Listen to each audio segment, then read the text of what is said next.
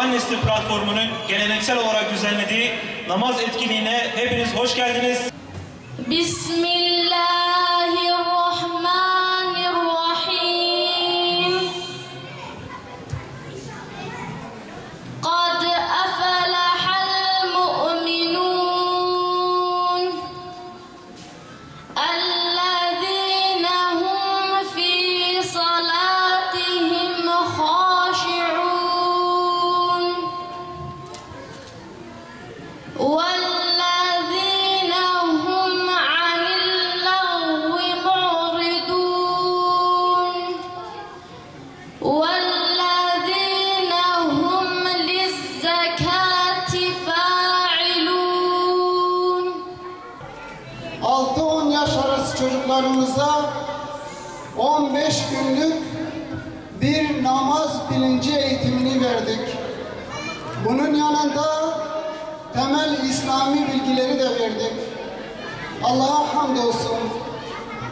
Bu 15 günlük zarfı içerisinde yüzlerce çocuğumuz namaz kılmayı hem öğrendiler hem de namaza başladılar. Bizim için ibadet olarak namaz olmazsa olmazlarımızdandır.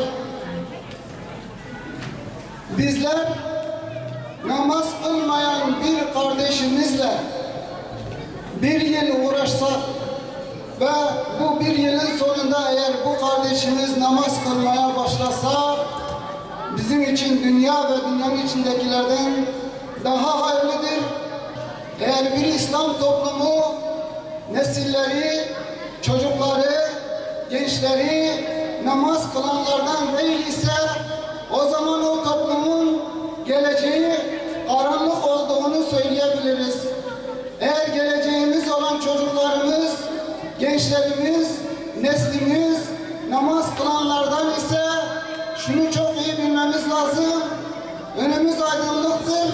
Ben kimim biliyor musunuz? İslam'ın ikinci şartı olan ve dinin direği olan namazım. Şimdi hepiniz tanımışsınızdır. Bir hadiste Peygamber sallallahu aleyhi ve selleme en faziletli amel nedir diye sorulduğunda vaktinde kılınan namazdır demiştir. Yani beni işaret etmiştir.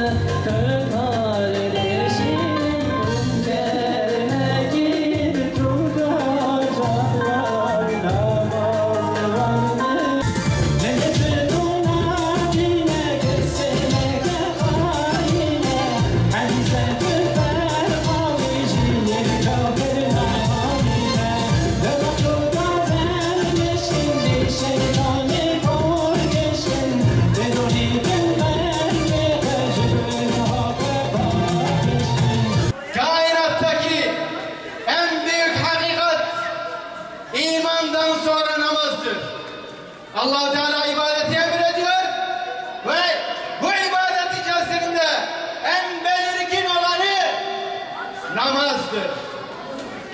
Namaz müminin miracıdır. Allah'a yaklaşmasına vesile olan en büyük ibadettir. Peygamber aleyhissalatü vesselam diyor ki namaz dinin direğidir. Namaz kılan dinini ikame etmiştir. Namaz kılmayan ise dinini yıkmıştır.